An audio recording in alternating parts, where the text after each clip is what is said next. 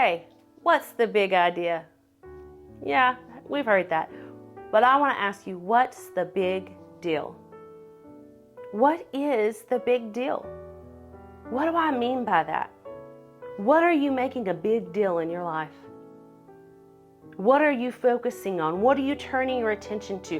What is it that is such a big deal in your life? Do you know that the enemy and his ways are no big deal? The enemy doesn't own anything. He has to take and steal from other people to have something, but then he tries to take and steal what he has from other people to say he gives it, but he doesn't.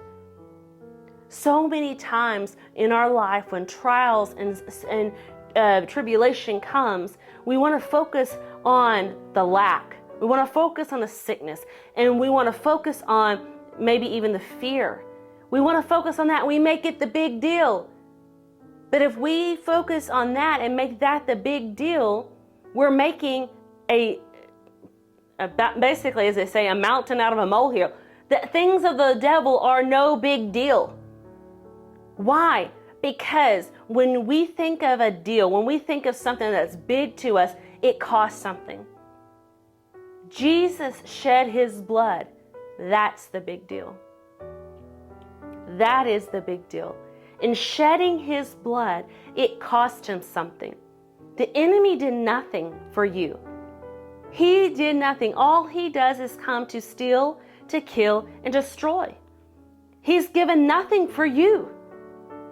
So he's not a big deal.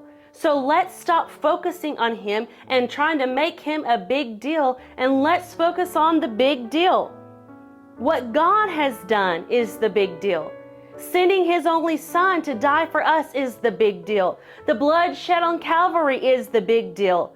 The healing, the provision, the peace, the joy, the patience, the fruits of the Spirit, that's the big deal. So let's focus on that.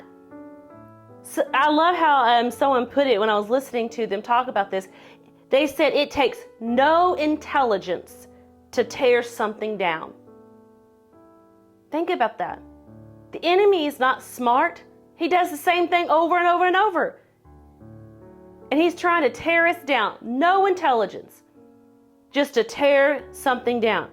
But intelligence and honor is what it takes to build up. God knew what he was doing. He was bringing fellowship, restoring fellowship back to him so that we can live an honorable life.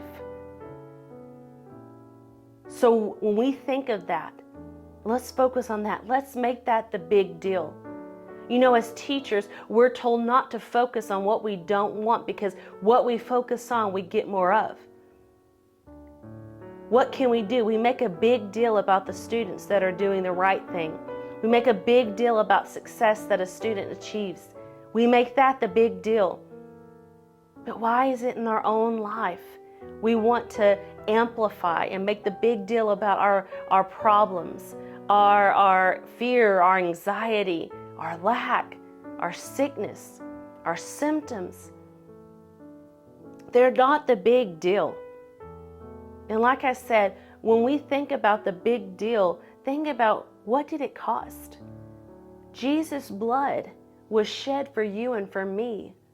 That is the big deal, because it made a way for us to have fellowship with the Father. It made a way for us to live in abundance and no lack. It made a way for us to live healed and not sick. It made us a way to have the fruits of the Spirit, not oppression, depression. It costs something. I love what it says here in 2 Samuel 24, when they were talking about building the temple. The king said, I will not offer burnt offerings to the Lord my God that costs me nothing. He was saying, as we build this, I'm not going to give of something that doesn't cost me something. Why? Because he was focusing on how big a deal it was to him, how important it was to him. So I'm going to ask you again, what is the big deal?